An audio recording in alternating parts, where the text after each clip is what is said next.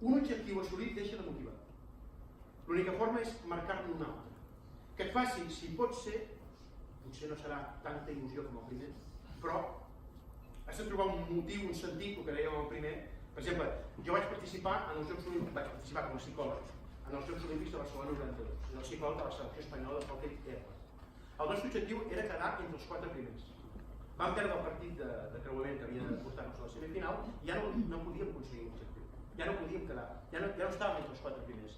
Hem de marcar un objectiu diferent, nou, que no el teníem previst. Què marquem? Quedar cinquens. Per què? Perquè si quedem cinquens, podrem dir a la gent quin era el vostre objectiu? Quedar entre els 4 primers. I què vau quedar? Cinquens. La gent diu, carai, ostres, potser sí que haguéssiu pogut. Ara, si el tema és, quin era el vostre objectiu? No, quedar entre els 4 primers. I què vau quedar? Novens. Hòstia, vols dir que era un bon objectiu? Tu, anem a quedar cinquens per demostrar a la gent la feina que hem fet.